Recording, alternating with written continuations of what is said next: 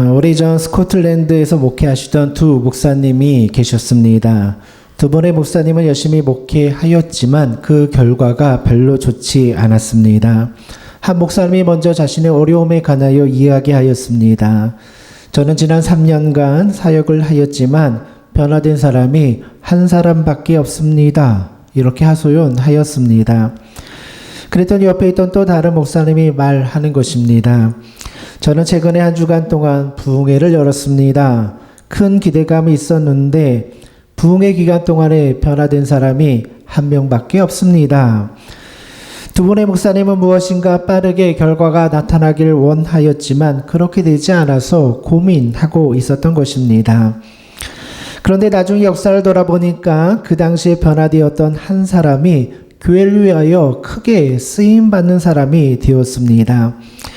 3년 동안 목회를 하면서 한 사람 변화되었는데 그 사람의 이름이 로버트 모펫이라는 사람이었습니다. 로버트 모펫은 아프리카 선교의 문을 열었던 선교사이기도 합니다. 또 일주일간 부흥회를 하면서 변화된 한 사람은 우리가 잘 알고 있는 리빙스턴이었습니다. 리빙스턴은 아프리카 대륙에 가서 복음을 전하였던 선교사가 되었죠. 두 분의 목사님은 목회의 결과가 잘 나타나지 않아서 고민하였습니다. 그러나 하나님께서는 그 기간 동안에 질적으로 놀라운 변화를 이루어 주었던 것입니다. 숫자보다 중요한 것이 믿음의 질이라는 것이죠. 얼마나 믿음이 성숙하였는가, 믿음의 질이 중요한 것입니다. 우리는 계속해서 사도행전의 말씀을 통하여 초대교회의 모습을 살펴보고 있습니다. 초대교회는요, 교회의 원형을 잘 가르쳐주는 말씀이기도 합니다.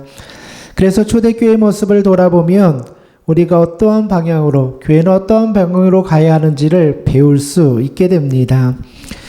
초대교회는 오늘날 교회와 비교해 보면요, 너무나 초라한 모습이었습니다. 큰 건물이 있는 것도 아니었고요. 그래서 초대교회 제자들은 유대인의 회당에서 하나님의 말씀을 증거하기도 하였습니다. 또 초대교회는요, 성도의 숫자가 많은 것도 아니었습니다. 큰 조직을 가지고 있는 것도 아니었습니다. 그러나 초대교회 안에는요, 교회가 추구해야 되는 본질이 살아 있었습니다. 우리는 다시 초대교회가 바라보았던, 그들이 추구하였던 교회의 본질이 무엇인가 다시 한번 돌아보아야 합니다. 오늘 읽은 본문의 말씀을 보면 초대교회의 모습이 어떠하였는지, 처음 교회의 모습이 어떠하였는지를 잘 보여주는 말씀이 나옵니다. 32절의 말씀을 보니까요, 믿는 무리가 한 마음과 한 뜻이 되어 모든 물건을 서로 통용하고 자기 재물을 조금이라도 자기 것이라 하는 이가 하나도 없더라. 32절에 이러한 말씀이 나옵니다. 믿는 무리가 한 마음과 한 뜻이 되었다. 초대교회는 많은 성도들이 모이는 교회도 아니었고 돈이 많은 교회도 아니었습니다. 그런데 어떻게 초대교회가 강력한 힘을 발휘할 수 있었겠습니까? 그 힘은 바로 모든 성도가 한 마음과 한 뜻이 되었기 때문입니다. 여기서 한 마음과 한 뜻이 되었다라는 것은요, 같은 마음을 품고 서로 하나가 되었다는 뜻입니다. 교회가 큰 힘을 발휘하기 위해서 가장 필요한 것은요, 서로 하나가 되는 것입니다. 만약에 교회가요, 두 그룹, 세 그룹으로 나뉘어져 있다면, 또 마음이 맞는 사람들끼리만 모이게 된다면 그 교회는 절대로 힘을 발휘할 수 없는 것입니다. 교회는요, 같은 자리에 모여야 하고요, 같은 마음을 품어야 합니다. 그래야지만 하나님의 능력이 나타나게 됩니다. 어떤 분들은 이러한 질문을 합니다. 교회 안에서 열심히 기도하는데 왜 결과가 좋지 않습니까? 열심히 기도하는데 열매가 맺히지 않습니까? 이러한 질문을 하는 분들이 계십니다. 여러분, 교회 안에서 열심히 기도하는데 왜 결과가 좋지 않습니까? 이유는 간단합니다. 열심히 기도는 하는데요, 하나 되어 기도하지 않고 한 마음으로 기도하지 못하기 때문입니다. 열심히 기도하는 것 같지만 서로 다른 마음을 품고 기도한다면 하나님께서는 그 기도를 들으실 수가 없다는 것이죠. 하나님 앞에 서기 전에 먼저 하나 되는 것, 한 마음을 품는 것이 중요한 것입니다. 그래서 주님께서는요, 마태복음 5장 산상수훈에 이러한 말씀을 가르쳐 주셨습니다. 그러므로 예물을 제단에 드리려다가 거기서 내 형제에게 원망 들을 만한 일이 있는 것이 생각나거든 예물을 제단 앞에 두고 먼저 가서 형제와 화목하고 그 후에 와서 예물을 드리라. 우리 잘 아는 말씀이죠. 예물을 가지고 와서 제단 앞에 드리는 것 중요합니다. 예배 드리는 거잖아요. 예배 드리고 헌신하는 것이죠. 그런데 만약에 형제와 관계가 좋지 않다면 원망 들을 만한 일이 있다면 하나님께서 그 예물 받지 않으시겠다 말씀하는 겁니다. 먼저 가서 형제와 화목한 이후에 와서 예물을 바쳐야지 그 예물을 하나님께서 받으시겠다는 겁니다. 그러니까요, 하나님 앞에 나와서 열심히 기도하고 헌신하는 것도 중요합니다. 그러나 만약에 성도와 성도가 서로 나뉘어서 서로 같은 마음을 품지 못한다면 하나님께서는 그 헌신과 기도를 들으실 수 없는 것입니다. 기도하는 것도 중요합니다. 그러나 더 중요한 것은 함께 기도하는 것입니다. 같은 마음을 품고 같은 뜻을 품고 기도하는 것 매우 중요하죠. 서로 하나 되지 못하는 기도는 하나님께서 원하는 기도가 아닙니다. 서로 나뉘어 기도하면 하나님의 힘도 능력도 나타날 수 없는 것이죠. 여러분, 우리가 서로 하나 되기 위해서는요, 힘을 빼는 훈련을 해야 합니다. 서로가 서로의 주장을 내려놓을 수 있어야 됩니다. 사실 교회 안에서 서로 마음이 나누어지는 것은요, 큰 문제 때문은 아닙니다. 대부분의 문제가요, 사소한 문제 때문이죠. 조금만 힘을 빼고요, 조금만 내 주장을 내려놓으면요, 서로 부딪히거나 갈등할 이유가 없는 것입니다. 우리는 나의 생각이나 나의 주장보다 교회 공동체를 먼저 생각할 수 있는 그러한 성숙한 믿음이 필요하죠. 교회가 하나 되는 것을 바라보는 것, 이게 바로 성숙이라는 겁니다. 그러니까 내가 주장할 것을요, 잠깐 접어두고 내려놓고 힘을 빼고 교회 공동체를 먼저 생각하는 게 바로 성숙한 그리스도인의 모습이라는 겁니다. 독일의 나치가 활동하던 시절에 많은 박해를 받았던 코리텐붐 여사라는 분이 계십니다. 이분은 죽음의 수용소 안에서 많은 고문도 받고요, 핍박을 받은 분이었습니다. 코리텐붐 여사의 언니는요, 수용소에서 고문받다가 세상을 떠나게 되었습니다. 코리텐붐 여사의 마음속에 얼마나 분노가 많이 있었겠습니까? 가족 잃어버리고 고통당하면서 이 독일 나치 군인들을 생각할 때마다 아주 큰 분노가 있었을 겁니다. 그러나 하나님께서는 이 코리텐붐 여사에게요, 감옥에서 나온 다음에 하나님의 사랑을 전하라, 하나님의 복음을 전하라, 이렇게 말씀하여 주었습니다. 코리텐붐 여사는 하나님의 명령대로 전쟁이 끝난 다음에 독일 여러 도시를 돌아다니면서 하나님의 사랑을 증거하기 시작하였습니다. 코리텐붐 여사는요, 자신을 박해하던 독일 사람들에게 복음을 전하고요, 그들에게 하나님의 사랑을 전한 것입니다. 그 말씀을 듣는 사람들 마음속에 얼마나 큰 감동이 있었겠습니까? 그 많은 고난을 당한 사람이 독일 민족을 사랑하는 마음으로 복음을 전해 주었던 겁니다.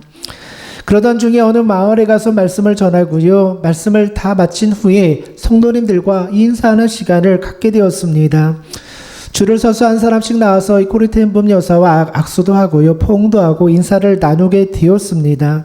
그런데 쭉 서 있는 줄 뒤에 보니까요, 이 코리텐붐 여사를 고문하고요, 박해했던 그 독일 나치 군인이 그 줄에 서 있는 것입니다. 그때 코리텐붐 여사는 그때의 심정에 관하여 책에 이렇게 기록하고 있습니다. 그 순간 내 심장은 얼어붙는 것 같았다. 나는 한마디로 하나님, 저 인간만은 용서할 수 없어요 라고 하나님 앞에 말하였다. 그렇게 기록하고 있습니다. 이것이 코리텐붐 여사의 솔직한 심정이었습니다. 하나님의 말씀대로 사랑을 전하고 있는데요, 아무리 그래도 나를 감옥에서 그 큰 고통으로 나를 고문했던 저 사람만은 내가 용서할 수 없습니다. 그 사람의 모습을 보는데 그 고백이에요. 내 심장이 얼어붙는 것 같았다. 그렇게 고백을 합니다. 그러나 하나님께서는 코리텐봄 여사에게 말씀하여 주십니다. 저 독일 나치 간수를 용서하기 원한다. 하나님의 마음이 느껴지는 거예요. 마음속에 갈등이 일어납니다. 내 마음으로는요 도저히 용서할 수 없어요. 저 사람만 봐도 치가 떨리는 거예요. 그런데 하나님은 용서하길 원하는 마음을 부어주시는 거예요. 결국 코리텐봄 여사는요 하나님의 말씀 앞에 순종을 하게 됩니다. 당시 상황을 그의 자서전에 이렇게 기록합니다. 나는 그때 그 사람을 용서하고 싶은 마음이 조금도 없었지만 용서해야 한다는 주님의 명령이 내 마음속에 깨달아지는 순간에 하나님 명령이라면 할 수 없지요. 그러면 용서해야지요. 라고 생각했다. 그래서 나는 용서하고자 하는 마음과 느낌이 없이 다만 하나님의 명령에 순종하여 손을 내밀었다. 그런데 이상한 일은 내가 하나님의 명령에 순종하여 손을 내밀어 그를 안는 순간에 주께서 내 마음속에 그를 진심으로 용서할 수 있는 느낌을 부어주셨다. 코리텐봄 여사는요 자신을 고문했던 간수의 얼굴을 보는 순간에 심장이 멎는 것처럼 고통을 느꼈습니다. 이것은요 여러분 이성의 문제가 아니에요. 내가 용서해야 한다고 해서 감정이 조절되는 게 아니에요. 그냥 마음이 먼저 반응하는 거예요.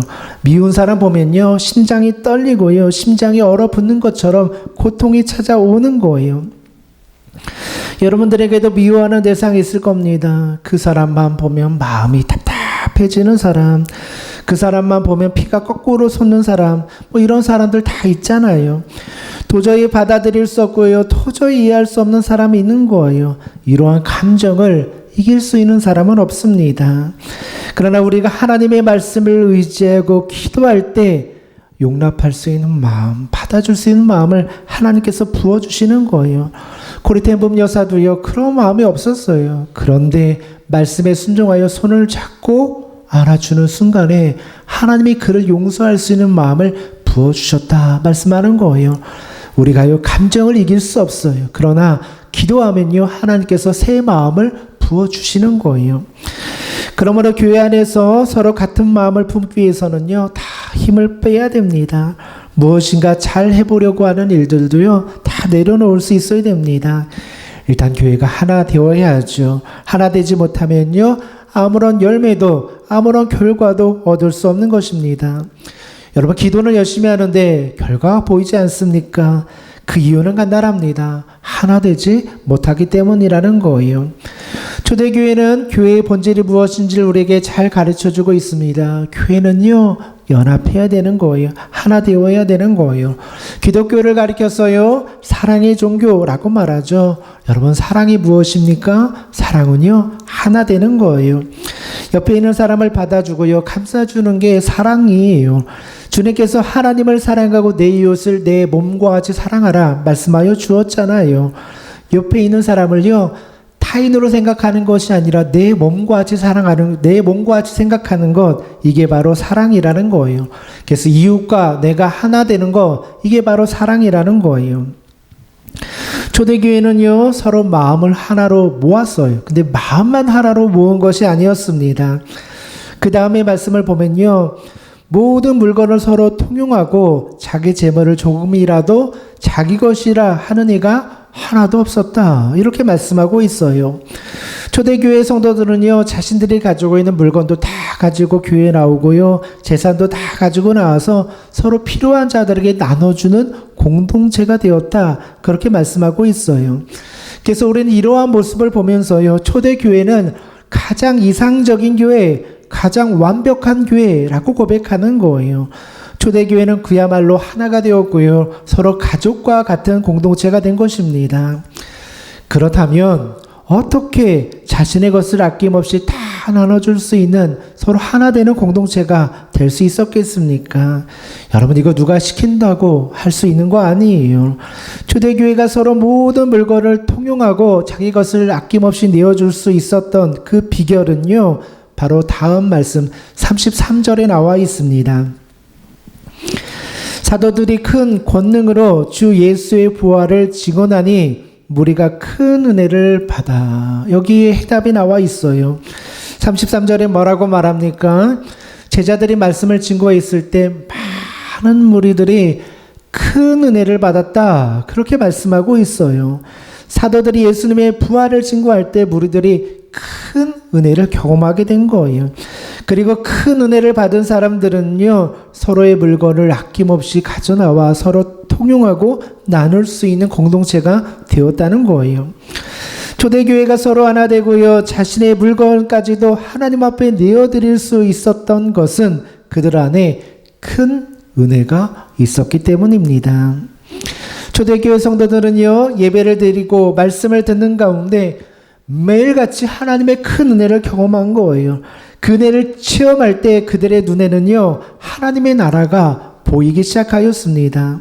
여러분, 하나님의 나라를 누리게 될 그 영광이 얼마나 큰지 그것을 보기 시작한 거예요. 그리고 또 그 안에서 누리는 기쁨이 마음속에 충만하게 된 거예요. 하나님께서 주시는 기쁨을 누리게 되면요, 그 기쁨은 이 세상에 주는 기쁨과는 비교가 안 되는 거예요. 이러한 기쁨을 누리는 사람들은요, 삶이 변화되기 시작합니다. 세상을 바라보는 시야가 바뀌게 되는 거예요. 그 다음부터는요, 세상의 일들이 하찮게 느껴지는 거예요. 세상의 재물들, 세상의 재산들, 세상의 물질들, 이게 크게 보이지 않는 거예요. 그러니 자신의 것을 다 가지고 나와서 하나님 앞에 헌신할 수 있게 된 거죠. 하나님의 나라의 가치를 깨닫게 되니까요, 이 세상에 누리던 것들이 지푸라기구나. 하나님의 나라가 크게 보이니까요, 이 세상의 것들이 별거 아니구나. 이러한 마음이 들게 된 거예요.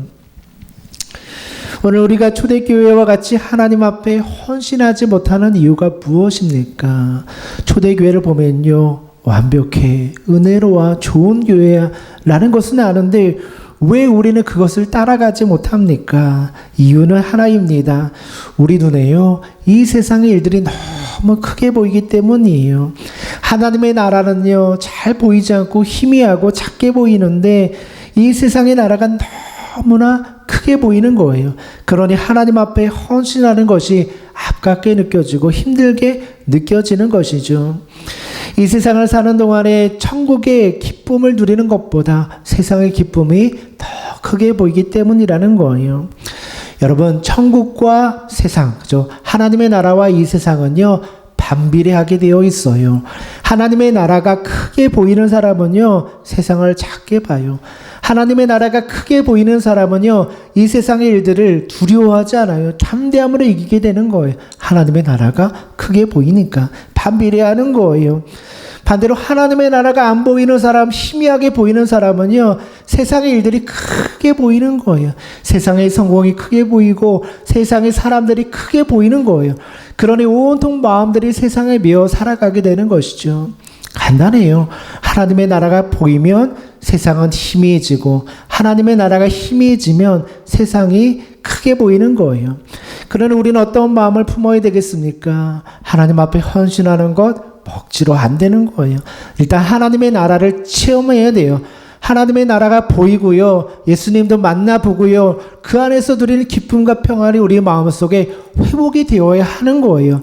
그래야지 그 다음에 뭐 누가 시키지 않아도 기도하고 시키지 않아도 예배하고 시키지 않아도 헌신하고 주님을 위해서 일하는 거예요. 그게 기쁨이 되는 거예요. 근데 천국은 보이지 않고 이것 해야지 저것 해야지 하니까 힘든 거예요. 율법적으로 하려고 하니까 힘든 거예요.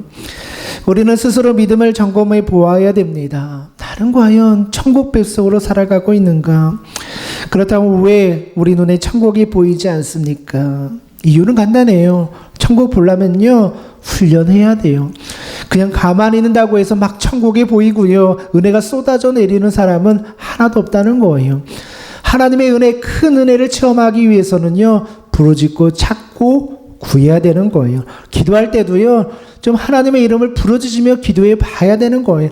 찬양할 때도 막 뜨겁게 한번 찬양해 보고요, 기도할 때도 뜨겁게 기도해 봐야 되는 거예요. 그때 하나님의 은혜가 내 마음을 부시고 들어와 가지고요, 내 안에 자리 잡게 되는 거예요. 그런데 우리는요, 하나님 찾는 것은 하지도 않고요, 하나님의 말씀은 듣지도 않고요, 기도도 하지 않으면서 하나님의 은혜가 없다, 불평할 때가 많이 있더라는 거예요. 하나님의 은혜는요, 침노하는 자들의 것이에요. 부르짖고 찾고 구하고 하나님 주십시오 외치며 나가는 자들에게 천국의 마음이 부어지는 거예요. 그게 바로 오늘 성경에 나오는 큰 은혜라는 거예요. 큰 은혜가 우리 마음속에 충만히 임하게 되었더라. 우리는 하나님의 말씀을 읽으면서요, 기준을 세워야 돼요. 이 사도행전의 말씀을 읽으면서 교회는 이런 거야, 성도의 삶은 이런 거야, 기준을 세워야 됩니다. 우리에게 필요한 것은요, 초대교회 성도들처럼 큰 은혜를 경험하는 거예요. 은혜를 받는데요, 그냥 깨작깨작 은혜 받는 게 아니라, 그냥 형식적으로 은혜 받는 게 아니라, 진짜 큰 은혜, 하나님께서 부어주셔서 내 삶을 변화시키는 큰 은혜가 우리 가운데 필요한 거예요. 이게 없으니까요, 가정도 변화가 되지 않고 교회도 변화되지 않는 거예요. 맨날 그러잖아요. 왜 기도하는데 변화가 되지 않습니까? 이유는 간단해요. 큰 은혜가 넘쳐나지 않기 때문이라는 거예요. 큰 은혜가 좀 부어지고요, 사람이 좀 뒤집어지고요, 은혜로 충만해지고 이런 역사가 나타나야지 변화도 일어나고 부흥도 일어나는 거 아니겠습니까? 하나님의 이름을 부르면서 찬양도 하고요, 기도도 하고요, 마음속이 뜨거워질 때까지 하나님 부르짖는 그런 영적인 훈련과 연습이 필요한 거예요. 무디가 쓴 하나님께 가는 길이라는 책을 보면요, 하나의 이야기가 소개되어 있어요. 한 노인에 관한 이야기인데요, 여러 사람이 모여서 이야기하는데 한 노인이 자신의 간증을 하게 되었어요. 이 노인이 등산을 하면서 경험했던 거예요. 이 노인은요, 친구들과 함께 등산하게 되었는데 그 등산을 인도하는 가이드가 있었나 봐요. 같이 산을 올라가는데 가는 도중에 갑자기 날씨가 안 좋아져서 폭풍을 만나고 비가 내리고 날씨가 흐려지고 바람이 불기 시작하는 거예요. 이 노인은요, 친구들과 도저히 올라갈 수 없을 것 같아서 가이드에게 말했어요. 가이드 선생님, 이제 좀 집으로 돌아가죠. 이대로 가다 위험할 것 같아요. 이제 포기하고 저희들을 산 아래로 내려다 주세요. 그때마다 가이드는 웃으면서 노인에게 말했다고 해요. 우리는 곧 폭풍 위로 올라갈 겁니다. 이해가 되지 않았어요. 그리고 가이드는 계속 이 노인과 친구들을 데리고 산 위로 올라가는 거예요. 그런데 가이드를 따라서 계속 걸어다 올라가다 보니까요, 놀라운 광경을 보게 되었어요. 진짜 폭풍 위로 올라가게 된 거예요. 그 위로 올라가 보니까요, 저녁 여름과 같이 고요한 광경을 보게 되는 거예요. 구름 아래에서는 비가 내리치고 바람이 불고 폭풍이 불어오는데요, 그 위로 올라가 보니까 다른 세상이 있는 거예요. 고요하고 조용한 세상이 있는 거예요. 우리가 이 땅을 살아가면서 마음의 평안을 잃어버리고 세상에 매여 살아가는 이유가 어디에 있습니까? 우리의 시선이요, 땅 아래에 있기 때문이에요. 땅만 바라보고 살아가니까요, 땅의 문제로 골치 아프고요, 고민하고 거기 매여 살아가게 되는 거예요. 땅을 바라보면요, 그곳에는요, 비바람이 몰아치고요, 그곳에는요, 무한 경쟁밖에 없는 거예요. 마음에 쉼이 없는 거예요. 두려움이 있고 떨림이 있고 걱정이 있는 거예요. 그러나 우리의 시선을 하늘에 두면 그곳에는 다른 세상이 열리는 거예요. 하나님의 나라를 보는 순간에요, 고요한 하나님의 평안과 은혜를 누리게 되는 거예요. 참된 마음의 평안을 얻게 되는 것은요, 우리가 하나님의 나라를 바라볼 때 가능한 거예요. 여러분, 믿음 생활이 무엇입니까? 믿음 생활은요, 그냥 일주일에 한 번씩 교회 나와서 예배 드리는 거, 이게 믿음 생활이 아니에요. 진짜 믿음 생활은요, 천국을 경험하는 거예요. 예배 드릴 때도 천국을 경험해야 되고요, 집에서 생활할 때도 천국을 경험해야 되고요, 설거지 하면서도 천국을 경험해야 돼요. 천국이 보여야지 그거 믿음 생활한다 말하는 거예요. 여러분 마음속에 하루에도 수십 번씩 마음이 불안해지고 걱정되고 떨릴 때가 많이 있잖아요. 미워하는 사람 자다가도 생각나서 벌떡벌떡 일어날 때가 있잖아요. 그때 우리의 마음을 다스릴 수 있는 게 능력이 어디에서 나옵니까? 천국을 바라볼 때 가능한 거예요. 천국 보면요, 용서할 수 있고요, 천국 보면 하나 될 수 있고요, 천국 보면요, 마음의 평안과 기쁨을 누릴 수 있는 거예요. 초대교회가 왜 부흥하고요, 왜 좋은 교회 원형이라고 말합니까? 숫자도 별로 없고요, 건물도 없고요, 아무것도 없는 그 교회가 왜 교회 원형이다 매일같이 그 말씀을 붙잡고 우리가 묵상합니까? 이유는 간단해요. 적은 무리가 모였지만 그들 안에 천국이 있었던 거예요. 천국이 보이니까 그 성도들을 통해 세상을 변화시키는 능력이 나타나게 된 거예요. 오늘 우리에게 추구해야 될 것이 무엇입니까? 오늘 본문의 말씀과 같이 큰 은혜를 사모하는 거예요. 은혜를 받되 큰 은혜, 나를 변화시키는 은혜가 필요한 거예요. 우리도 큰 은혜를 사모하는 마음이 있어야 됩니다. 초대교회 성도들처럼 기도할 때요, 땅이 진동하며 성령의 충만함을 받는 능력이 우리 가운데도 있어야 돼요. 그게 교회라는 거예요. 날마다 큰 은혜를 경험해야지 그거 가지고요 믿음 생활한다 이렇게 말할 수 있는 거예요. 오늘 여러분들의 마음속에도요 결단의 마음이 있었으면 좋겠습니다. 하나님 믿음 생활을 하는데 그냥 발목만 담그고 믿음 생활을 그런 거 하지 않기를 원합니다. 하나님 믿음 생활하되 정말 머리 끝까지 차오르는 주님의 은혜를 경험하기를 원합니다. 이런 사모함이 있어야죠. 그래서 매일 기도하는 거예요. 교회 나와서만 기도하는 게 아니라 하루 24시간 살아가면서 매일같이 주님의 이름을 부르고 기도하는 거예요. 은혜가 떨어지면 기도하고요. 미움이 찾아오면 기도하고요. 우울해지면 기도하고 예수님 생각 안 나면 기도하고 말씀 보고 찬양 보고 매달리는 거예요. 그때 우리 안에 큰 은혜가 회복이 되는 거예요. 한 사람이 변화되고 한 사람이 큰 은혜 경험하면요. 자연적으로 옆에 있는 사람 다 변화되게 되어 있어요. 한 사람이 큰 은혜 경험하면요. 자연적으로 가정도 다 변화되게 되어 있어요. 은혜가 없고요. 하나님의 나라가 안 보이니까요. 매일같이 열매가 없다. 결과가 없다. 이리 치고 저리 치며 살아가는 것이죠. 사랑하는 성도 여러분, 서로 마음을 합하는 거 중요합니다. 그리고 초대교회 성도들처럼 큰 은혜를 통하여 하나님을 만나시는 우리 모든 믿음의 성도님들 되시기를 주님의 이름으로 축원드립니다.